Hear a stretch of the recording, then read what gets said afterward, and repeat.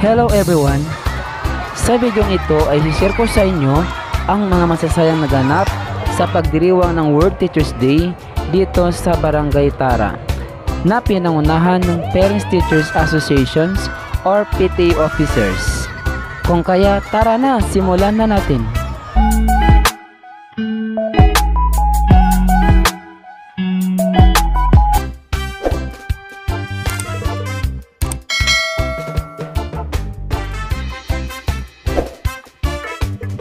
Bilang panimula ng palatuntunan, kaming mga guro ng Tara Elementary Teachers ay sumayaw ng Zumba. At syempre lahat kami ay mga magagaling sumayaw. Ang mga magagaling na dancers na inyo nakikita sa aking kanang banda ay si Ma'am Sharon, si Ma'am Jonalyn, at sa aking kaliwa naman si Ma'am Lainey, si Ma'am Sarima, at si Sir Isagani. Pagkatapos ng aming Zumba, kami ay napasabak agad sa unang laro na ibinigay ng PTA officers. Ito ay ang larong bola at bote. Kapag sinabing bote, ang lukso ay nasa linya ng bote.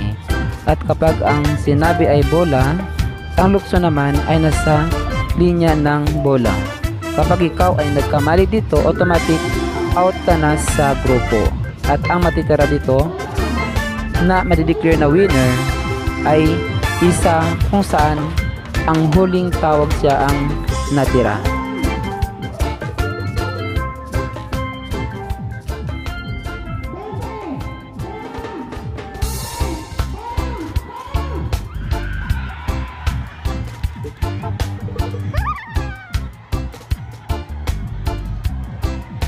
Ayun guys, sadyang nakakalito nga ang larong ito na bola at saka bote.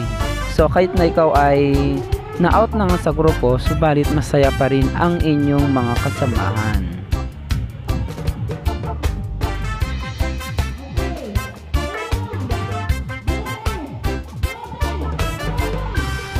At ngayon mayroong dalawang na-out, si Ma'am Sharon at saka si Ma'am Jonalyn.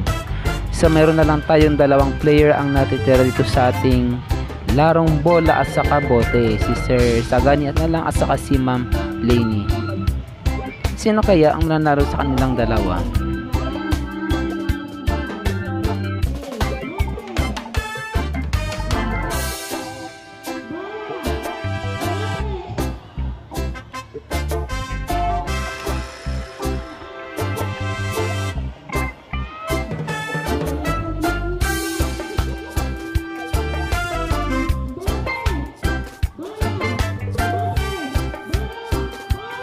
At ayun, may nanalo na sa aming grupo, walang iba kundi si Ma'am Lainey. Nais ko palang ipakilala sa inyo ang MC ng programa, walang iba kundi si Treasurer ng aming PTA na si Hilda Doldig. Kung kanina ay kami mga guro ang partisipan sa larong bote at bola, ngayon naman ay ang mga magulang naman na mga babae ang kanilang papalaruin. Then mamaya pagkatapos nila, susunod naman yung aming mga parents na mga lalaki na naman. So meron tayong tatlong batches na maglalaro sa bola at saka bote.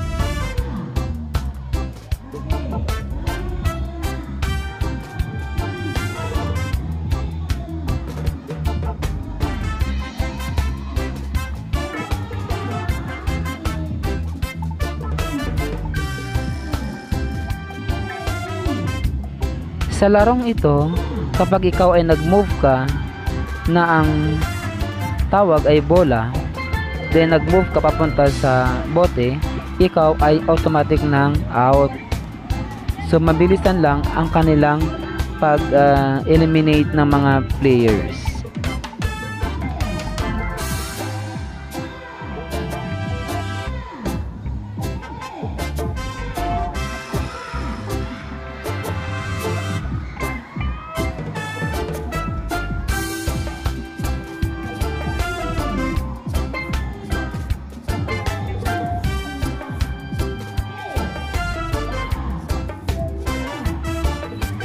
Ayun na nga guys, may nanalo na naman sa ating palaro sa mga babae nating mga magulang. Si Ate Sonia Bernal, siya ang nanalo sa ating palaro. Congratulations at maraming salamat po sa inyong pagsali. Ayan, last one set para po sa ating mga magulang na mga kalalakihan dyan. Kailangan po nilang magbuo ng 6 na grupo sa larong bola at bote.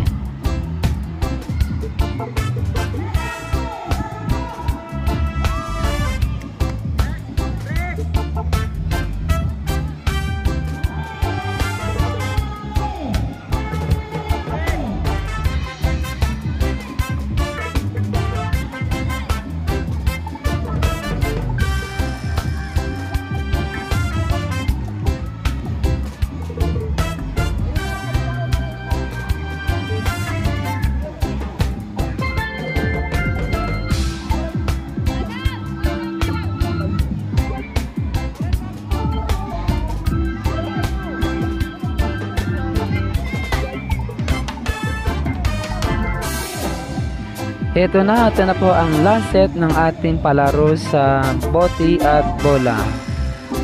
Sino kaya ang papalarin sa larong ito?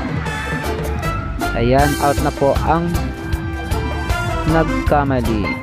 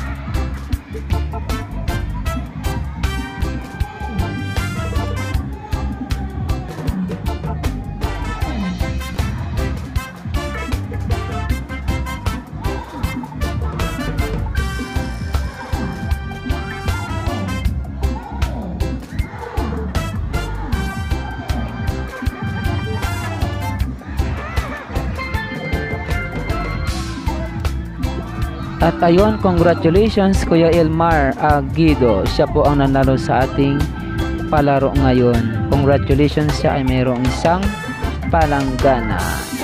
Ayan, proceed naman po tayo sa ating next game. So kinakailangan po ng 6 na participants from parents and 6 naman para sa mga teachers. So tinatawagan na yung mga gustong sumali. Kaya lang habang tumatawag ng aming MC ay biglang dumating si Santa at namigay ng maraming candy. Kung kaya't nagkagulo ang mga mag-aaral, pati natuloy kami ay napaagaw sa mga candy na yan na pinapamigay ng aming mga kasamahang mga magulang. O candy kayo dyan, sa mga nais magpulot, kumuha na lang kayo dyan. So hintayin natin na matapos ang kanilang pagpulot ng mga candies. At ito na nga mga kaibigan, tayo ay babalik na sa pagtawag ng mga participants sa susunod na game, na kung saan na ito ay napaka-exciting sa ating lahat. Ang larong ito ay mayroong 3 grupo. Ang bawat grupo ay mayroong kani-kanyang tunog. Halimbawa, ang pusa. Paano ang tunog ng pusa? Nyaw, nyaw, nyaw. Paano ang tunog ng aso? Aw, aw, aw. Paano ang tunog ng baka? Ma. Ang bawat grupo, kinakailangan nilang maghiwa-hiwalay at sila ay naka-blindfold.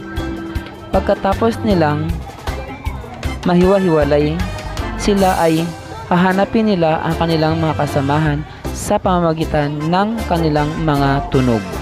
Kung sino ang unang makahanap ng kanilang mga kagrupo, sila ang tatanghaling panalo sa larong ito. Ngayon, hiwalay-hiwalay na ang mga magkakagrupo at hanapin nila ang kanilang mga kasamahan. Kung sino ang maunang makabuo ng kanilang mga kasamahan, sila ang magiging panalo.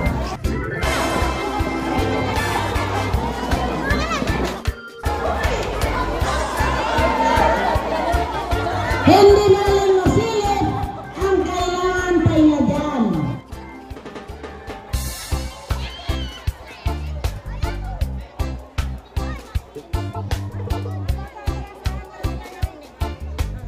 Ayan si ano kasi Okay. Ready? Sa pag-start, magsigaw na kaya agad kayo ng inyong sound. Pero habang kayo mag-iikot na naghanap, minsan nakakasama ninyo, wala naghintay ng kakasigaw na continuously hanggang sa makita nyo, alamin nyo naman ang kasama nyo, di ba? Pagdating na pagkawag nyo, panunod sila ngayon. Kaya kung naisip nyo yung tatlo-tatlo, ay kayo ang mananalo pag nauna kayong maipon na tatlo. Okay, ready? 1, 2, 3. At ayan, magsisimula na ang hulaan. Sino kaya ang makauna sa grupo nila na makatapos sa kanilang mga kasamahan?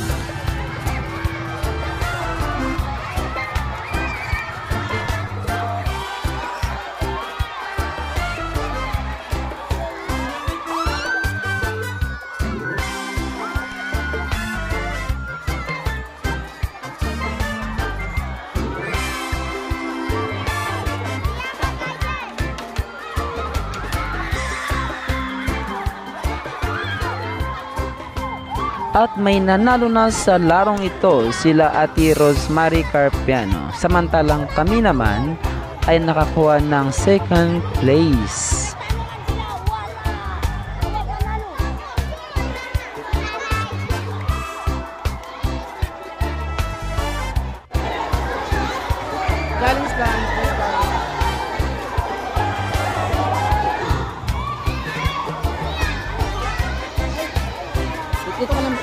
At ito na, ibibigay na yung aming premium na panalunan mula sa aming mga PTA officers.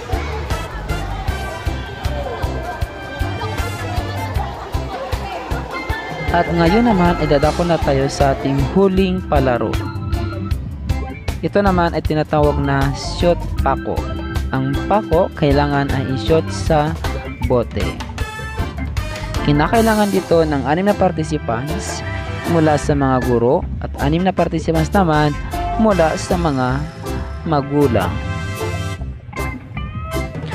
Kung sino ang unang grupo na makatapos, sila ang tatanghaling panalo sa larong ito.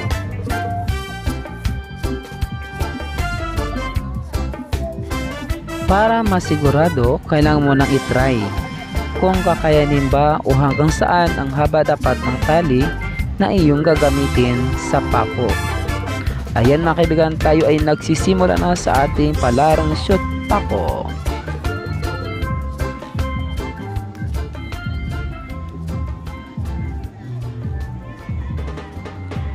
Sa larong ito, kinakailangan ang concentration, focus sa iyong gagawin. Dahil kung hindi, ikaw na participants ay mahirapan kang makashoot ng pako sa bote.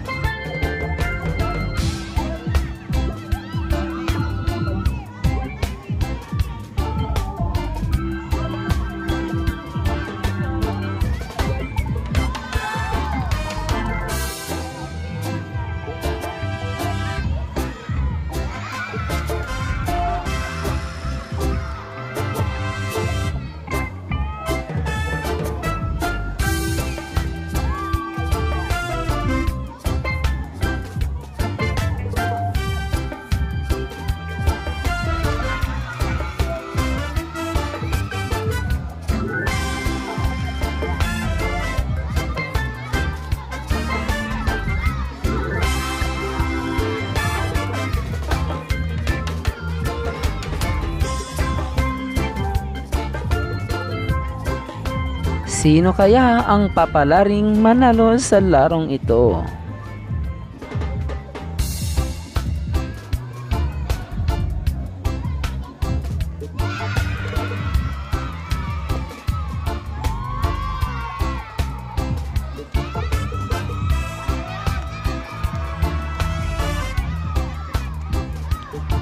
At ang nanalo sa larong ito ay ang Teachers Associations. Congratulations mga kapwa ko guro. At maraming salamat din sa mga magulang na sumali. Ito na ang ating mga papremyo. Pamaypay, ballpen, at mga bracelets. Thank you so much po sa ating mga magulang na nag-prepare ng kanilang mga papremyo. Ang sabi ng ating MC ay kung gusto pa ng isang laro, ito ay ang water relay na kung saan ang kutsara ang gagamitin sa pagsasalin ng tubig na kinakailangan nating punuin at susukatin ito kung sino ang pinakamarami yun ang magwawagi. Subalit hindi na natuloy ang larong water relay dahil nagkagulo na naman ang mga bata dahil si Santa Claus ay muli namang nabigay ng mga candy. So kung sino sa inyo ay hindi pa nakakuha ng candy, kayo ay maaari makipag-agawan sa mga batang ito. Pagkatapos ng maraming laro at makipag-agawan ng candy, ang lahat ay inanayahang pumila na para sa pagkain. Ito ay mayroong pansit, kanin, at iba pang mga makakain.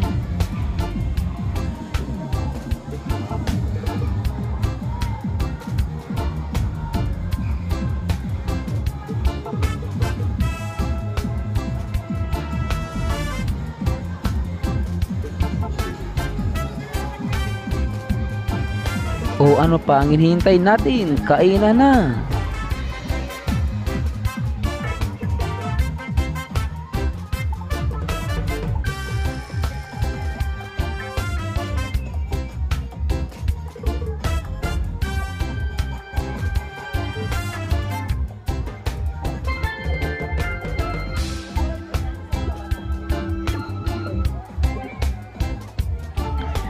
Ayan guys, sa dami ng taong umatin ng Teachers Day sa Civic Center,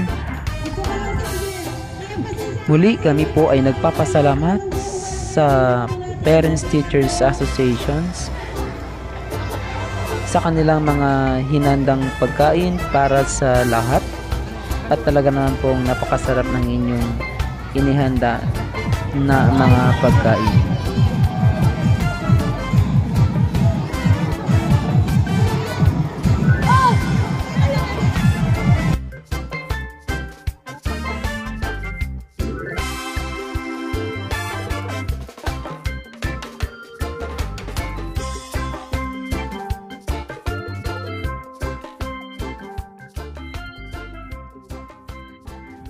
Ayun na nga, patapos na ang programa. Yung mga bata ay nagkakagulo na sa pagkuha ng lobo.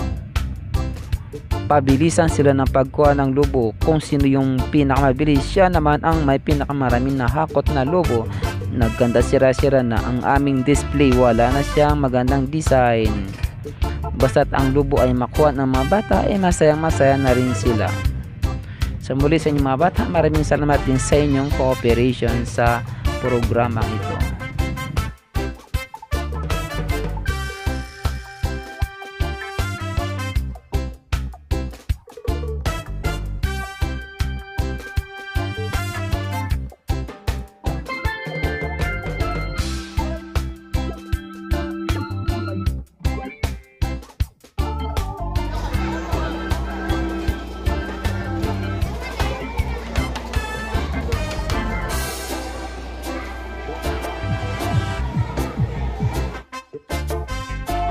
Hanggang sa muli, if you like this video, don't forget to like and share.